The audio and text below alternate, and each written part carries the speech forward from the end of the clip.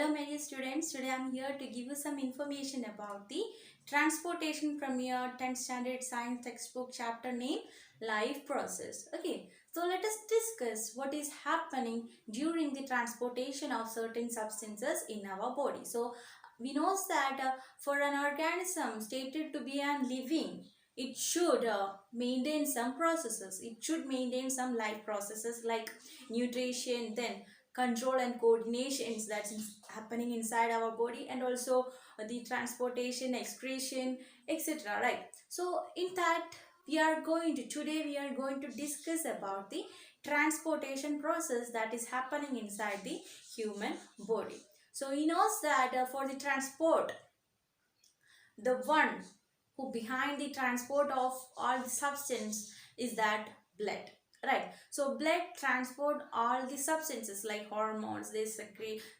transport the hormones, they transport the waste materials, they transport the nitrogenous waste, they transport carbon dioxide, they transport oxygen, and they transport energy, vitamins, etc. Right? So let us discuss what is happening during this transportation of substances and all. Okay, so we know that blood is the one which helps to transport the substances, and that organ which help us to transport the blood into the various organs, that is known as heart. Okay, so heart is the pumping organ that present inside our body. So that heart help us to transport the oxygenated and deoxygenated blood. So let us discuss deep about the transportation system that is happening inside our body. So transportations, here you can see the picture. I think it's not nice, but anyway, it's a picture that showing the heart, right? So here we know that heart is the pumping organ. It is the pumping organ of our body. So heart is the pumping organ of our body, and it is a muscular organ. Okay, so it is a muscular organ. It is a muscular organ. Okay, so it's a muscular organ, and we can hear the rhythmic sound of heart. That means we can hear the heartbeat, right? And it is as big as our fist. Okay, it is as big as our fist. Okay, and also we can say that there are different rooms to transport the blood. That blood can be oxygenated and deoxygenated. So what is oxygenated? Oxygenated means oxygenated or oxy. That means that blood contains the oxygen. So blood with oxygen is known as oxygenated blood, whereas deoxygenated blood means blood with a carbon dioxide. That means blood without oxygen, and that blood contains carbon dioxide. That is known as deoxygenated blood.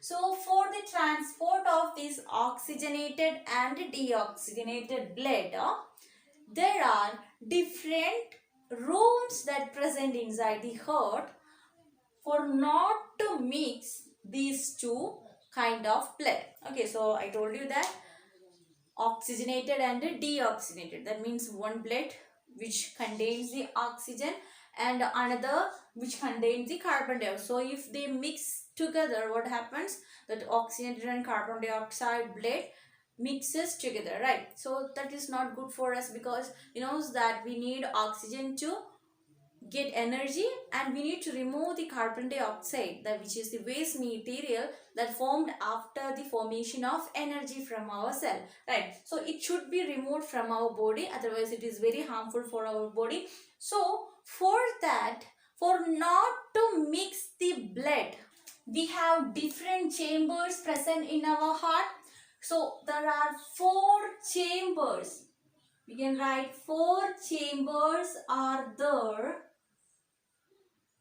are present in the heart to prevent the mixing of oxygenated and deoxygenated blood. So which and all are those chambers? That is, here it is all left atrium, here left ventricle,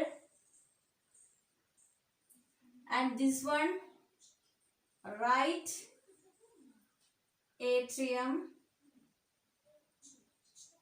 and this one right ventricle.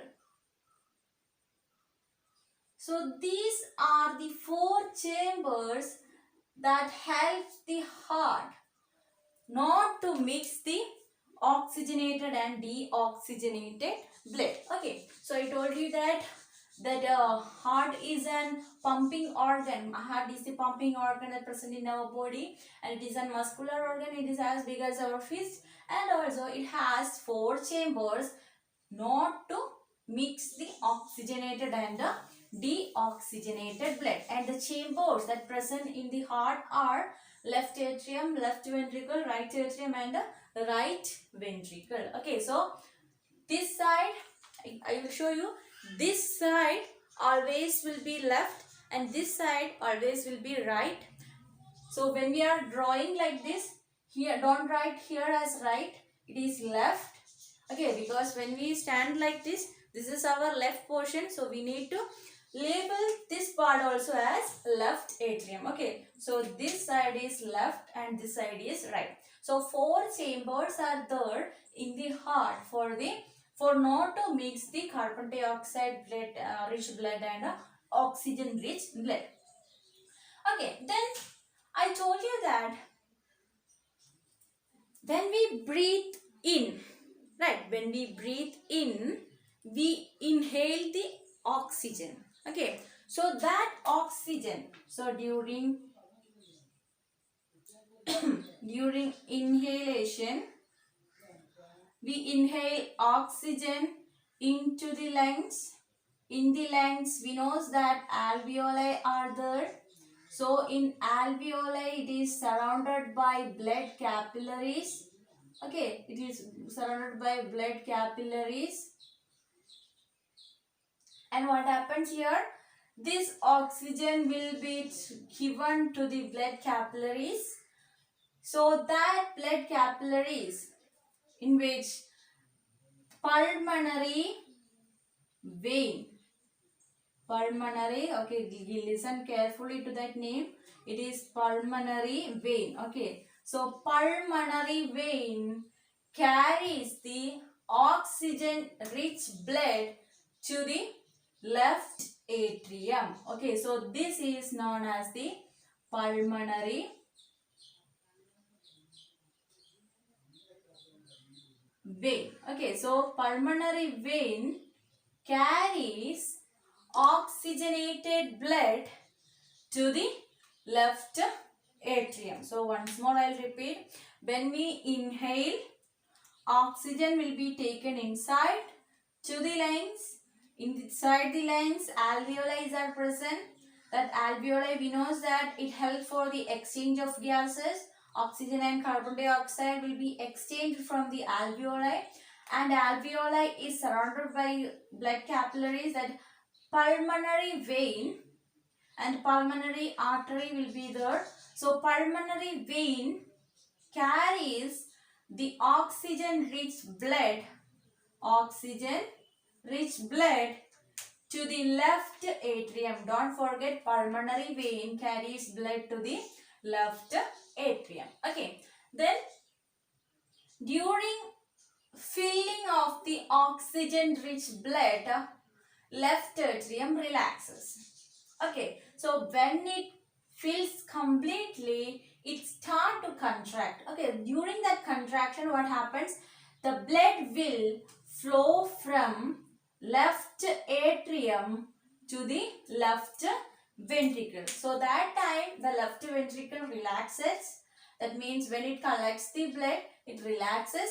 When it contracts, what happens? Due to the high pressure, it will be, because we need oxygen, right? In all the organs requires oxygen for making of energy. So we know that the cells need oxygen to break down the glucose for the formation of energy. So here what happens? Blood will be given into the ventricle, and when ventricle contracts, what happens? It will be pumped into the aorta. It will be pumped into the aorta. Okay. So here aorta is the largest artery. It is the largest artery.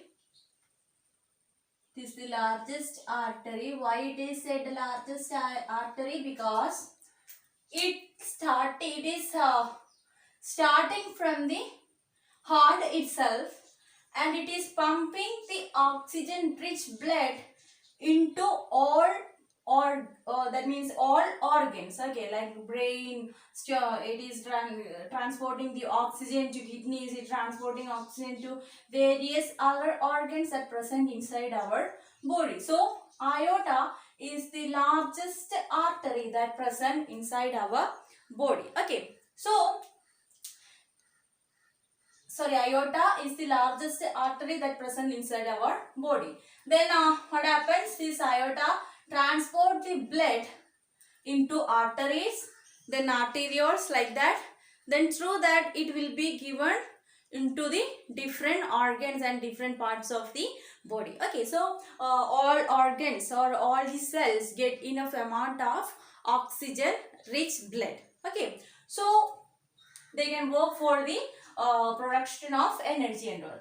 Okay, then what happens when aorta pump the oxygen rich blood to all over the body?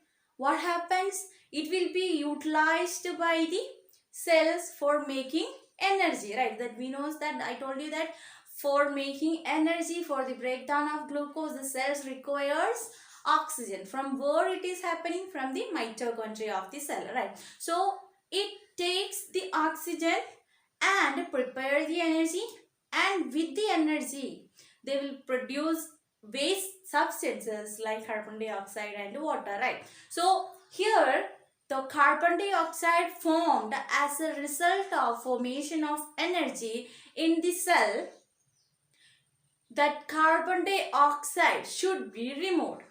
So from the lower part and from the upper part, the veins carry the deoxygenated blood to the right atrium. Okay, so from the upper part, okay, from the upper part and from the lower part, okay, it will brings the carbon dioxide rich blood to the right atrium. Okay, so vein carries the deoxygenated blood, whereas arteries carries the oxygenated blood. Okay, so one more point which is very important. Okay, it is very important. Vein carry deoxygenated blood, whereas arteries carries oxygenated blood. Okay, it carries oxygen rich blood. Whereas here you can see that pulmonary vein carries the oxygen rich blood from the alveoli. So there is a slight difference. Okay, so those vein which is arising from the lungs to the heart, they bring oxygenated blood, whereas veins carries deoxygenated blood. Okay, then here arteries carries oxygen rich blood, and it carries oxygen rich blood to the different organs. But here you can see that veins, this we can call it as superior vena cava, and this we can call it as, this vein we can call it as inferior inferior vena cava. Okay, so this one is inferior vena cava and this one is superior vena cava. So superior vena cava and inferior vena cava are veins which carry deoxygenated blood into the right atrium. So they bring the deoxygenated blood into the right atrium. So when blood fills inside the right atrium, it relaxes, and when it completes the filling, what happens? It contracts and blood will be given into the right ventricle. Okay, don't forget this side is right. Okay, so it given into the right ventricle. Then after the completion of filling up of this deoxygenated blood inside the right ventricle, it dilates, and what happens? This blood moves to another blood vessel that is known as pulmonary artery. Pulmonary artery. So pulmonary artery brings the blood from the heart to the lungs. Okay, so here pulmonary vein carries the oxygen rich blood to the left atrium, whereas the pulmonary artery carry CO2 rich blood to the lungs. So both are different. Here arteries carry oxygen rich blood from the heart to the different organs, whereas pulmonary artery from the heart to the lungs, they carries carbon dioxide rich blood, whereas in here pulmonary vein carries oxygen rich blood from the lungs to the heart, whereas veins carry deoxygenated blood from different organs of our body to the right atrium. Okay, so don't forget about these fine details. Okay, so once more I'll repeat.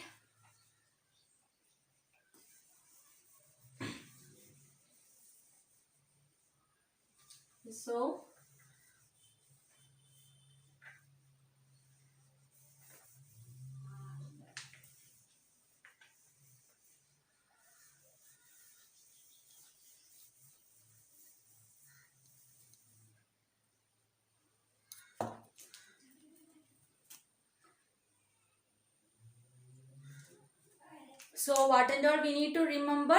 We need to remember there are 4 chambers. 1, 2, 3, 4. That 1 is right atrium. 2 is right ventricle. And 3, that is left atrium. Then 4 is the left ventricle. And which point we need to remember? The aorta. So this one is number 5. We can mark it as number 5. So number 5 is aorta. What is the important point we need to keep in mind about aorta is that it is the largest artery that present in our body. Okay, so aorta carries blood away from heart to different part of the body.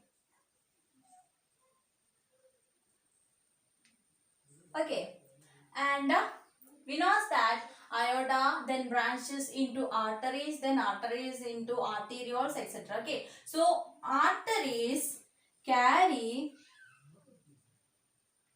oxygen rich blood.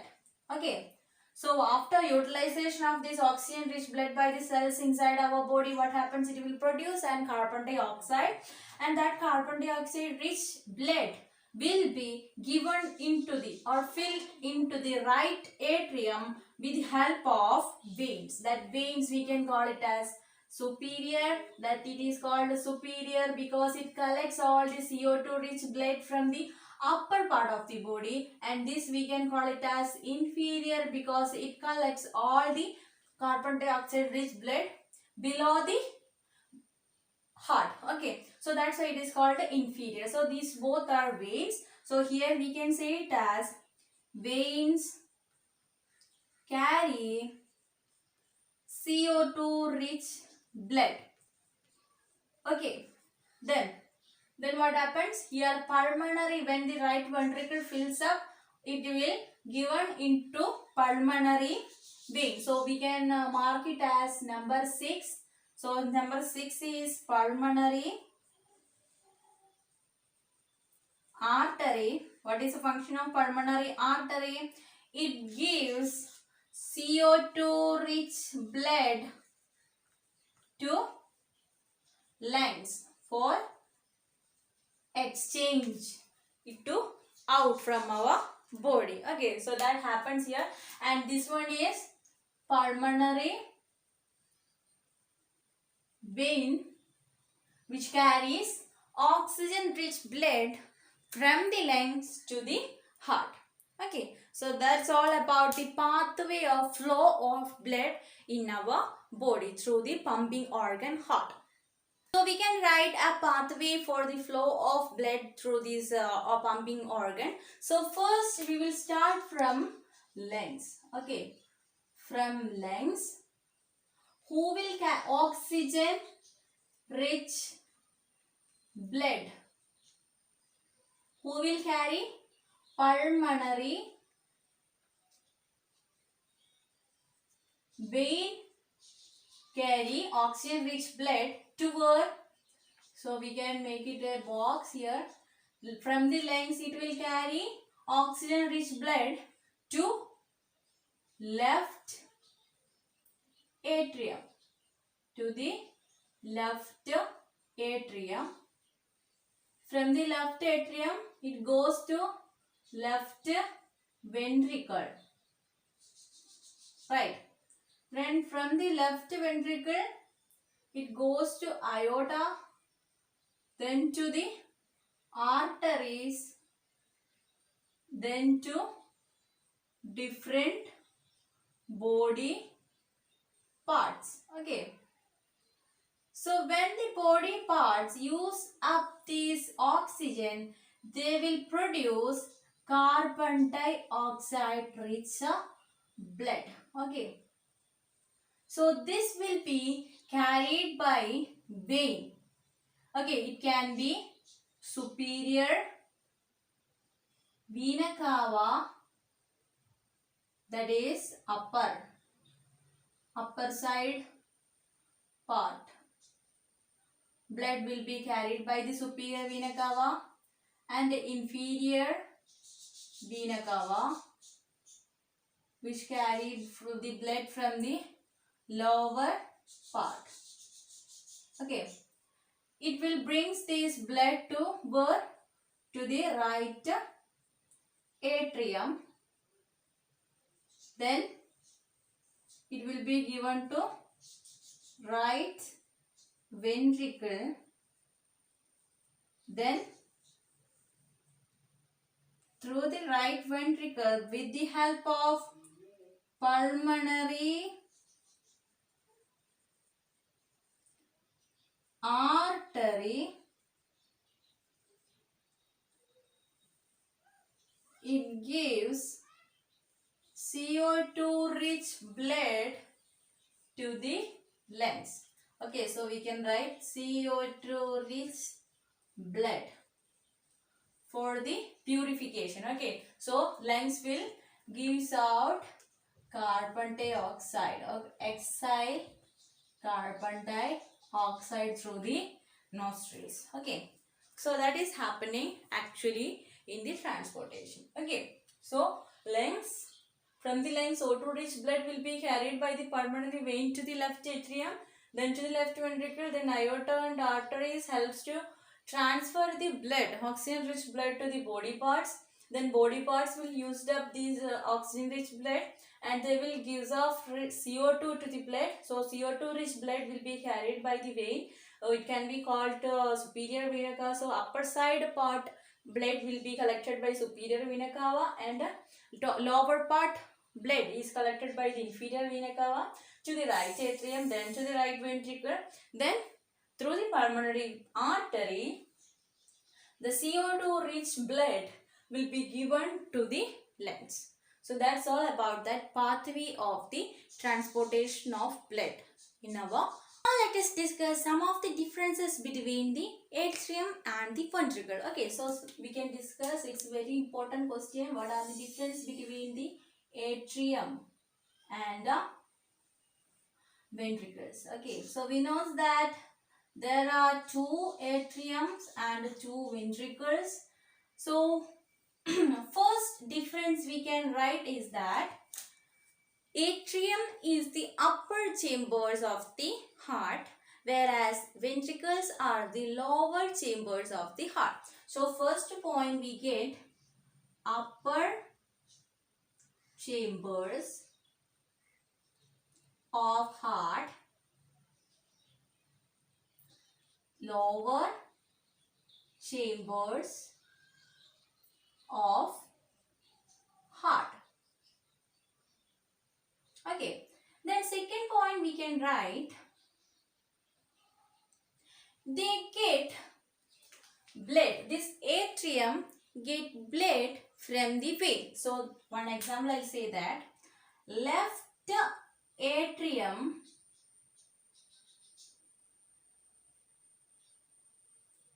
get blood from pulmonary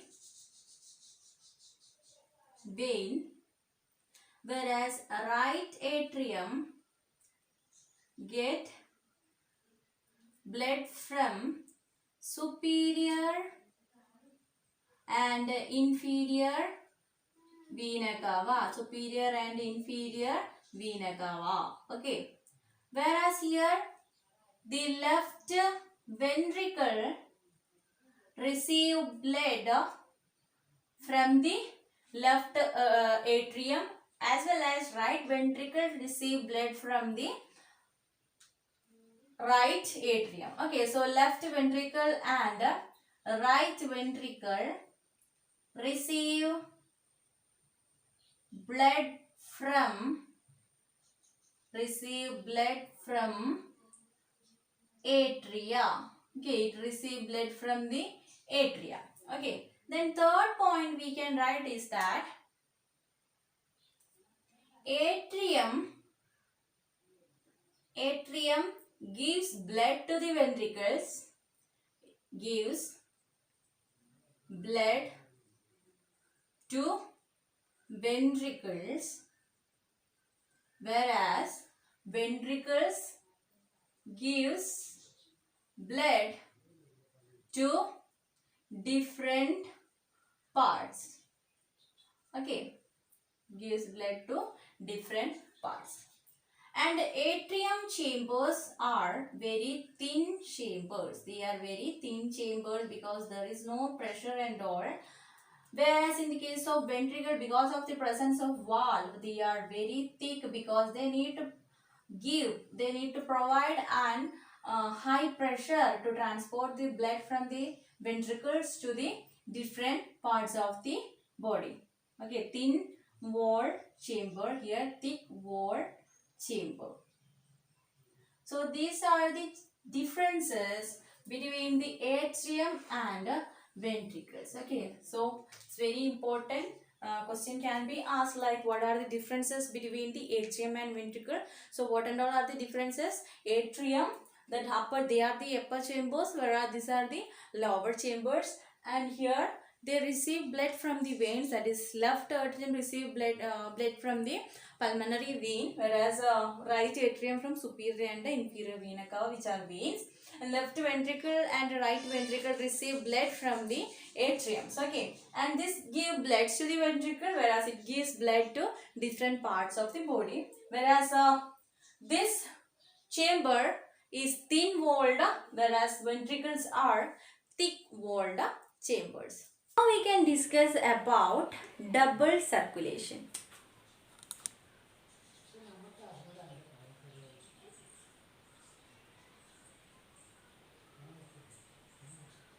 So double circulation means the blood is pumping through the heart twice at a time. So that is known as double circulation. So I will draw one diagram for showing the double circulation.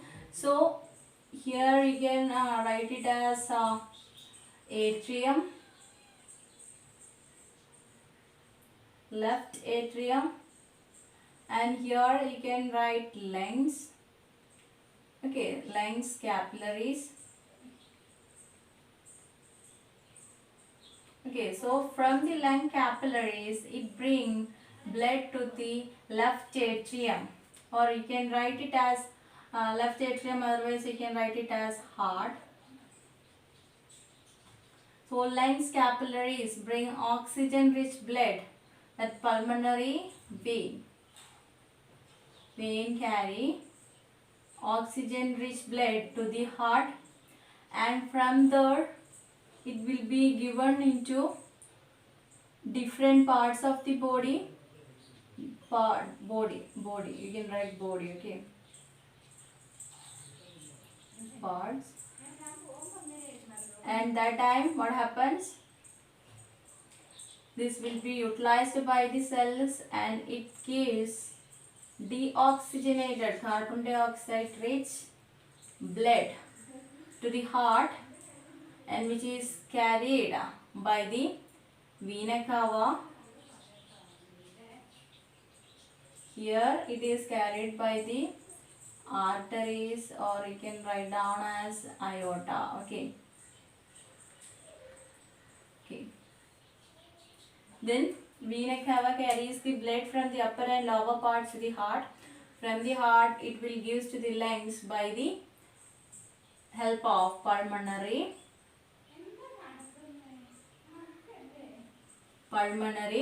artery. Okay.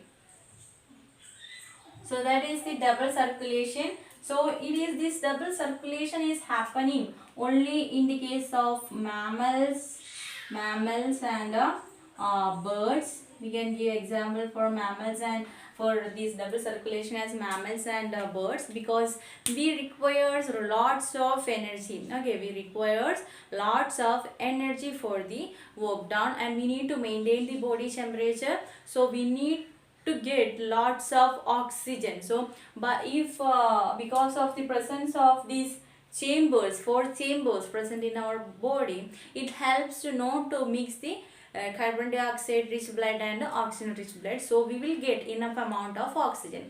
But in the case of other animals such as amphibians and reptiles and all, they are not living like this. That means they doesn't need to maintain their body temperature, because they are depending upon their surrounding. Okay, so their body temperature depend on the surrounding they live. So they have only 3 chambers. Okay, for mammals and birds they have 4 chambered heart,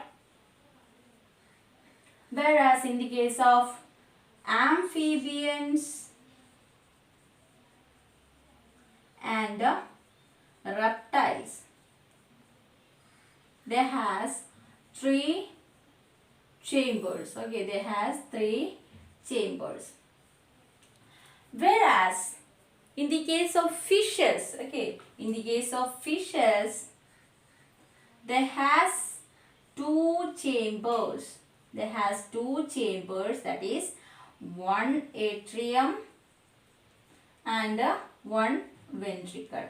Okay, so they will the blood only pass once through that heart. So because they has only 2 chambers, whereas in the case of in the case of mammals and birds, they has 4 chambers. So don't forget that the number of chambers in mammals and birds, if they has 4 chambered heart, because they require lots of energy for the for maintaining the body temperature. So if they has these four chambers, what happens, there will be no chance for mixing of the blood. So what happens, they can get lots of oxygen. Okay, but in the case of amphibians and reptiles, they only has three chambers. So that three chambers, there is a chance for mixing up of these oxygen rich blood and carbon dioxide rich blood, because there is no problem in the case of mixing of these carbon dioxide rich blood and oxygen rich blood, because they doesn't need to maintain their body temperature always. So they are depending upon the surrounding temperature. Okay, so their chambers are three chamber, and in the case of fishes, they has only two chambers, one atrium and one ventricle. So the double circulation means the crossing of or the passing of blood twice at a time through the heart. That is known as double circulation. In mammals and birds, the double circulation is happening. Okay.